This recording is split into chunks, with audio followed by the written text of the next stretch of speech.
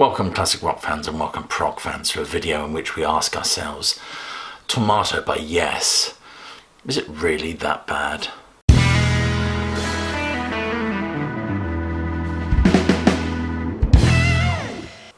This album has been regarded by many Yes fans as a bit of a misstep by this band, as a step from the pages of 19th century Russian literature to the more shinier and more streamlined city landscapes on Going for the One. There was certainly a more futuristic shimmer to their music by the time we get to Going for the One, represented of course in that Hypnosis sleeve.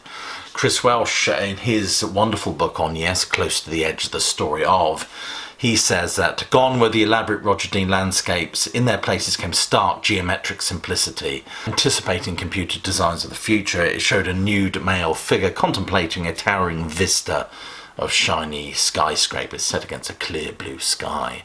Admittedly gone with the dreamy, surreal and fantasy-fueled landscapes of Roger Dean, but nevertheless this album is hailed by many of the Yes faithful as being one of their best. And then we get the Tormato album, named after Yes Tor, which is the second highest hill on Dartmoor, an area of Devon, if I'm not mistaken. And the artwork was designed accordingly. Apparently the band paid a lot of money for photographs of the area, which none of the band members actually liked, causing Wakeman to allegedly throw tomatoes at it in a fit of rage. Why he's got tomatoes at hand, I don't know, but there you go. However, this is refuted by Alan White, who says it was actually Poe from Hypnosis, who, not feeling overly inspired, just out of frustration threw tomatoes at the cover. Brian Lane said that the band disliked the pictures that Hypnosis had taken, and it was actually them that decided to throw the tomatoes at it. And this is also undermined by Steve Howe in his autobiography, where he writes, the final insult was that Hypnosis, who had done wonderful sleeves for other people but were just not suited to the music of Yes, they finally threw a tomato at the cover and called it Tormato.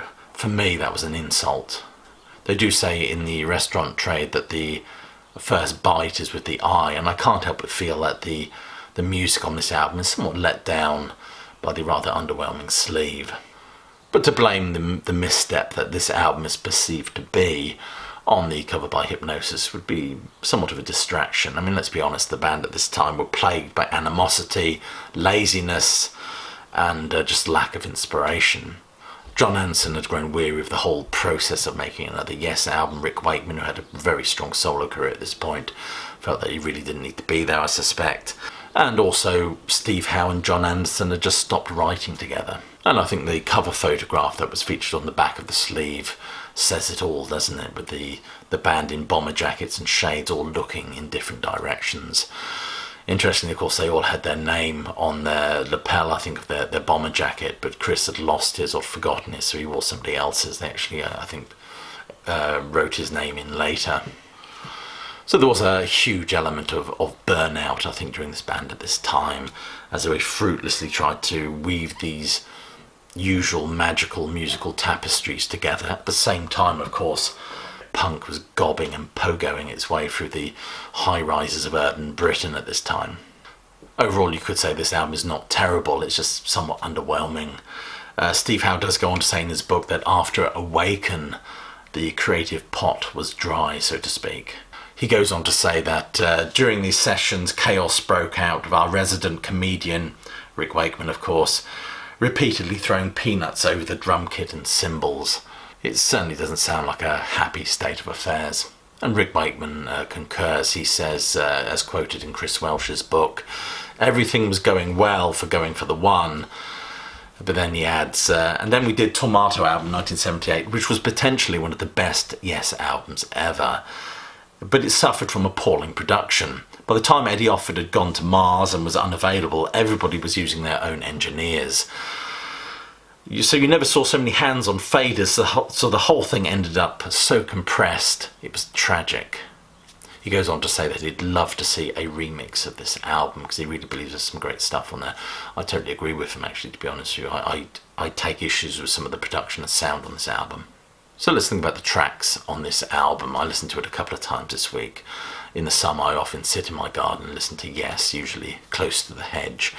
So the first track is Future Times Rejoice, Anderson has said that the lyrics on this album, he was employing a more direct writing style, not so opaque. I love the gorgeous guitar trills on here, beautifully accompanied by Rick Wakeman's keyboards. I know this track is much maligned by a lot of fans, but I rather enjoy it.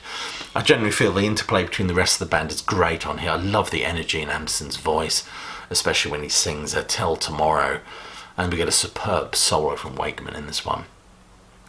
Don't Kill the Whale, which actually was a track constructed around the wonderful bass riff from Chris Squire. A great tune, actually, which still featured in the classic Yes lineup set when they were performing in 2003. Apparently, the whale-like sounds were made by Wakeman's noodling away on his polymoog. Madrigal is one of the highlights on this album. It's absolutely beautiful. I love the guitar accompanied by the harpsichord on this one. Apparently, John Anderson said he wanted to write something of an English evening song. My word, forget Anarchy in the UK, this is what the punters want.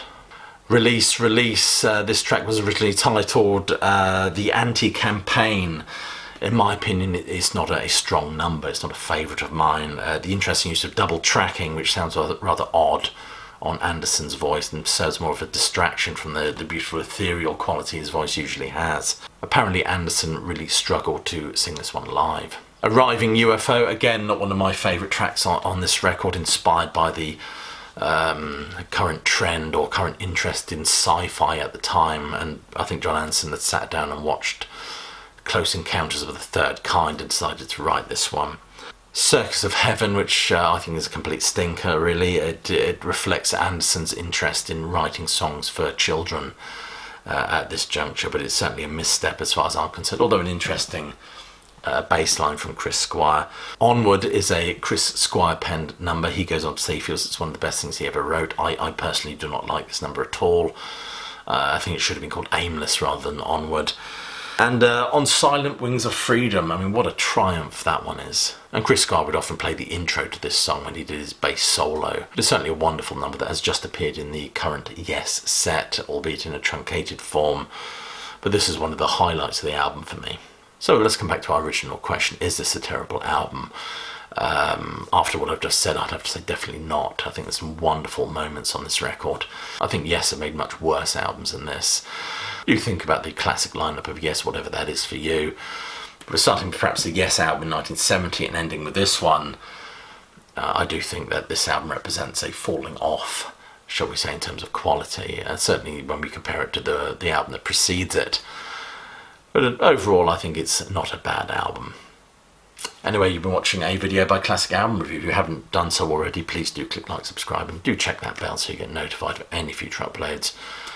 And check some of the links below this video for ways you can support the sterling work done to this channel. It leaves me to thank you for spending this 10 or so minutes with me, and hope you have a wonderful day and that you're well, staying safe, but more importantly that you keep listening.